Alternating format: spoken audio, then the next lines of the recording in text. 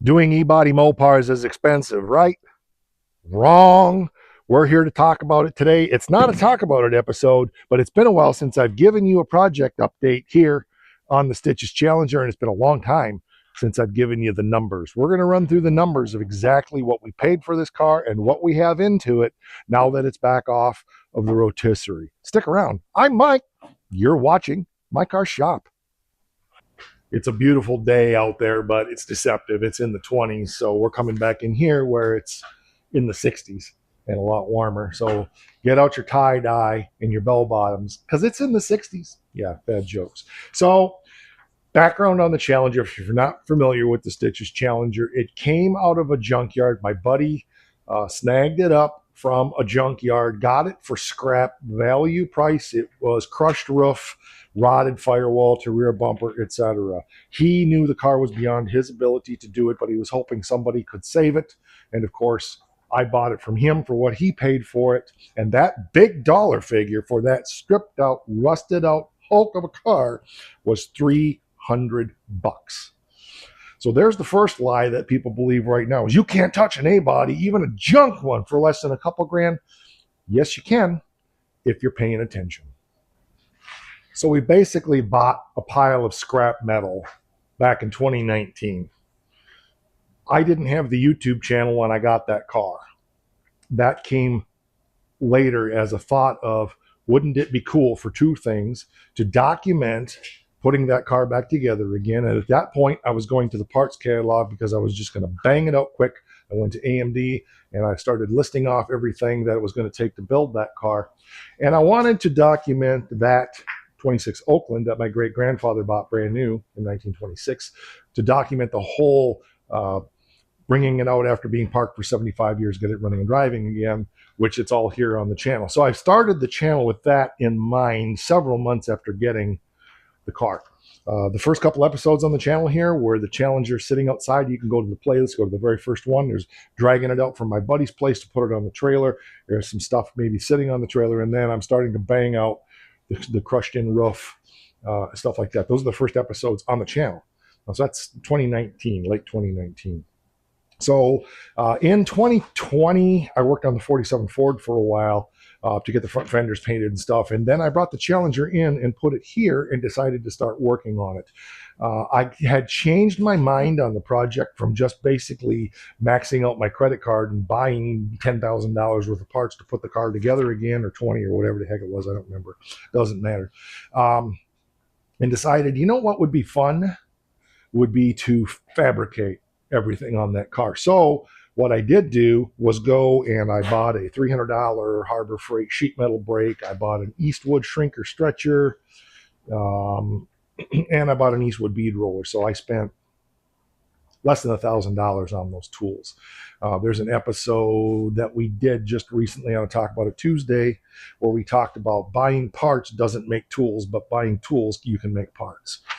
So that was my philosophy. I'm going to hand fabricate as much as I can. Now, see, people say, why would you do that? Why would you do that when you can buy everything? Well, I bought a sheet of 18 gauge, a 4x8 sheet, basically of 18 gauge steel, and a 4x8 sheet of 20 gauge steel. I had at that time, let's say $400. Do I have that on here?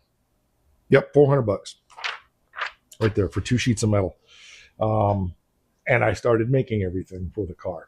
So that's where we ended up with it. The first thing I started is I made a trunk floor, gas tank strap, trunk floor support. That was the first piece I made. Then I moved on to frame rails, and we made the frame rails out of sheet metal using the sheet metal brake, the shrinker stretcher, and the bead roller, tipping edges, and so forth. That's all here.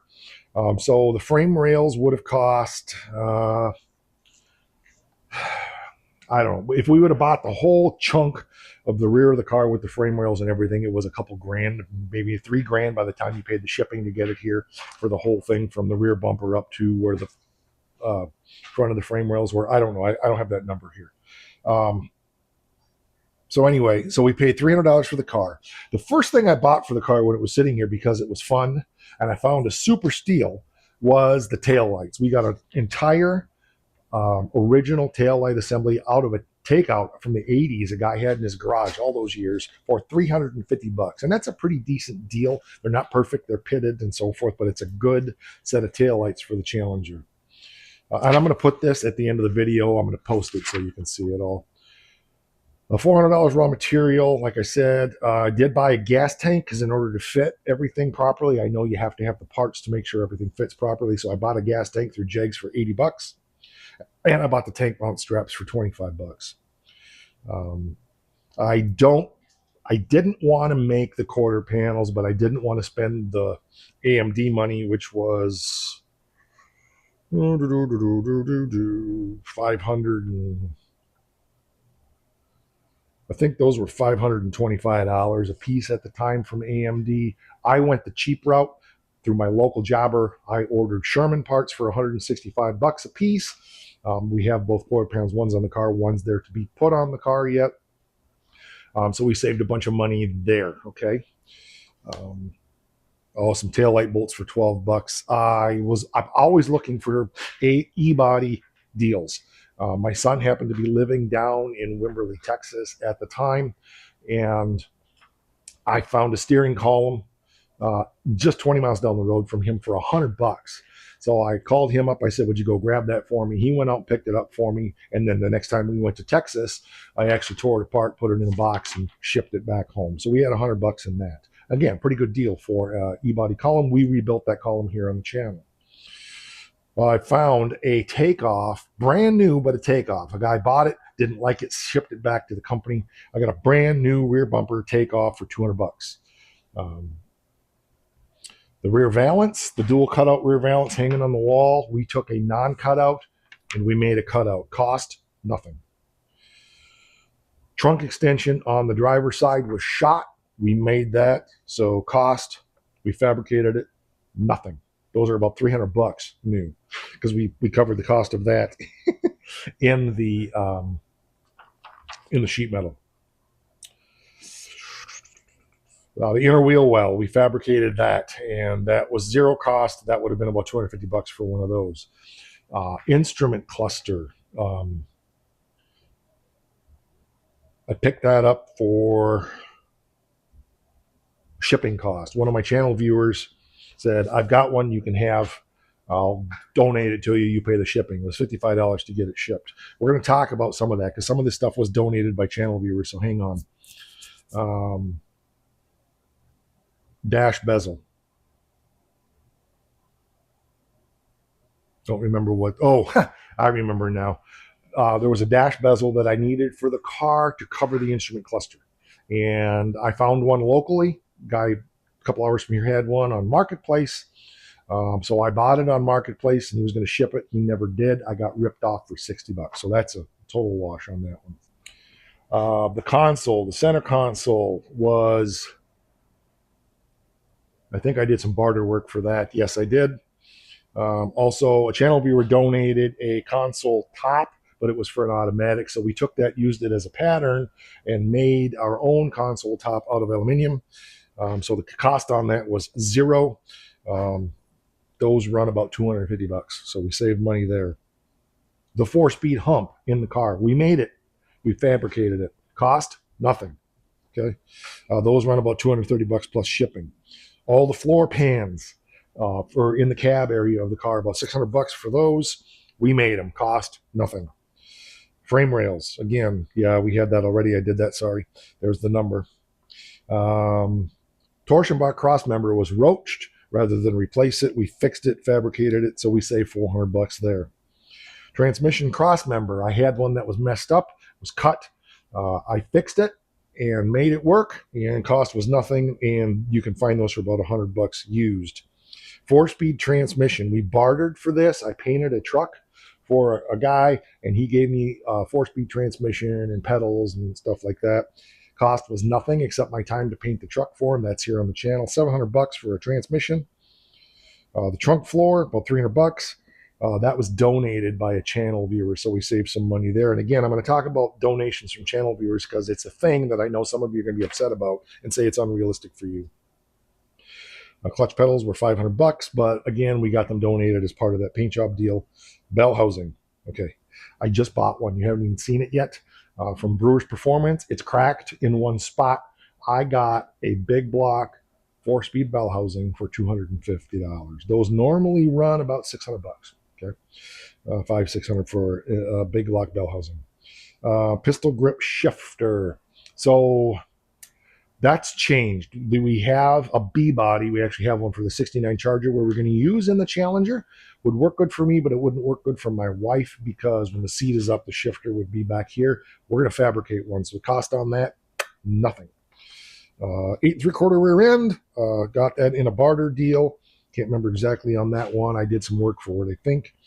8 3/4 with a Sure grip. $323, $700. What you pay for that to $1,000. I got it for nothing. Vinyl top trim. I actually did a trade for that. One of my channel viewers traded me the vinyl top trim for the Challenger for some small block E-body motor mounts that I had. I knew I wouldn't need because I was going big block. Cost nothing. Okay, this is one thing that's changed here. We'll get to that in a minute. I did buy brand new shift rods from Brewers Performance for it for the 4-speed. Those were $150. I bought the adapter to adapt the 4-speed shifter to the transmission. That was $80. I got that from Brewers also. I also got the transmission mount from Brewers, I believe, for $25. Neighbor of mine found me on YouTube, donated a set of Challenger front fenders. Not using them, may use them for patches, but they're up in the warehouse. That was nothing. Bucket seats. We have newer Dodge Dart bucket seats. My neighbor donated them. He was moving and he was cleaning his garage out and he brought me a whole pickup load of stuff. Okay, here's one. I've got a 72 440 for this that I bought when my son was building the Charger, so probably about 8 years ago, maybe 10 years ago. And we were at this guy's house looking at stuff, and there was a 440 sitting there on the floor. And I just said, "Hey, what's that for?" He said, "For sale. You want to buy it? $350. Get it out of here." Yeah, I got a 72 440 for $350, running motor. Okay, now we're into the leader stuff. So the driver's door I just picked up locally. Found it on Facebook Marketplace. It was a good deal, $150, complete door with the glass and everything. The glass is worth more than that. Some interior panels that you've seen, those were given to me by my buddy John in California. He put new in his card. He said, "I'll tell you what, Mike, you pay the shipping. You can have them. $215 to ship those from California here." Again, the bell housing, we just talked about that. It was about $285 from Brewer Performance for one that's broke, so we saved about $300. Poly bushings for the front end were donated by a channel viewer. Control arms were donated by a channel viewer. And the strut rod bushings I picked up for locally for about $30. That's the whole list of everything we have into the car. So don't go away. I'm going to give you the totals on that and what it would have cost had we bought everything new. Actual money that we have spent on the Challenger in 6.5 years. Well, what we would have spent first. So some of this is if I bought it used, I put the used price over. Some of it was donated. I did put the used price over. And if I bought it like a Sherman part, I did put the AMD price over here just for contrast. The number we would have into this car right now, had we purchased used stuff and the higher end new stuff, $15,753. Now that includes that car going on market for a couple grand. So, I'm trying to be realistic on when you go to Facebook Marketplace or some of these other sites, what is this stuff costing? So that's the numbers I went with. And you'll see all this. I'll show you. $15,753. So what do you guess? What's your guess on what we have into this car right now? If you've been around the channel, you know. We have a 1970 Dodge Challenger that's lacking almost nothing. We need an RT hood, a grill, a couple of headlight bezels, front bumper, which actually my buddy John has one. I'm going to see if that's still available, and I'll get that from him. And a couple front bumper brackets. We have basically everything else. We're missing some window trim and some wheel opening trim and minor stuff. But here's the point. We have everything here in-house to put the motor in that car and be driving it around. Drum roll, please. $3,197.50. So don't tell me that you can't build an E-body for really cheap. I'm living proof that you can. Oh yeah, but Mike, you had a bunch of stuff donated because you're on YouTube. I'm going to deal with that. I promise you we're going to talk about that too. Yes, I've been very blessed that many of my viewers have donated stuff for the project. You can do that. You can start a YouTube channel. You can build that network, and people may send you stuff. But there's other ways. I've done episodes on the channel here talking about how to build and develop relationships with people, because the best deals to be had aren't the ones you're going to find on Facebook Marketplace. They're the backdoor deals that are done on pickup tailgates in junkyards or in garages on handshakes or bartering for stuff, trading. I got this, you got that. I got some carpeting coming for that car, hopefully. That's going to be coming probably on a trade deal, so it won't cost me anything. He was supposed to be here this week yet. We'll see if that comes. I'm always looking for, hey, I got this, you've got that. Let's not spend any money. Oh, you need that work done? I'll do that, and you can pay me with that. That kind of stuff. Ooh, I'll trade this. And just the fact that, like my buddy Paulie who moved, he knew what I do over here, and I got this stuff in the garage, and I'm moving here. Get it out of my way. Okay? And you can do that too. So don't say, well, yeah, but you're something special because you're on YouTube. No, I'm not. I'm not at all. I have built cars this way my entire life. It's what this whole channel is about. It's not just talking the talk and then living something else and being a hypocrite. We're not just talking the talk. We're walking the walk. You don't have to spend big money unless you want to. I love doing all this stuff. I love making everything. I love the bartering. I love the bargaining. I like the dealing. I like finding those hidden treasures like I just found on that bell housing. It's just, when you see it and you got to jump right now when you find it, because it'll be gone quick. That bell housing was only on Marketplace for 1 hour. And I was talking to Dan Brewer within probably 15 minutes to find out a little more information about it. And I was driving, so I had to wait till I got where I was going so I could pull over, give him a call, and say, I'll take it. I've heard all the excuses in the world. I have. I don't have the skill. Okay, then get the skill. Learn. I don't have the time. Make the time. Everybody has the same 24 hours in a day. I own and run a business. I'm on the road every day doing service calls somewhere. I do this channel on weekends. That's what I do.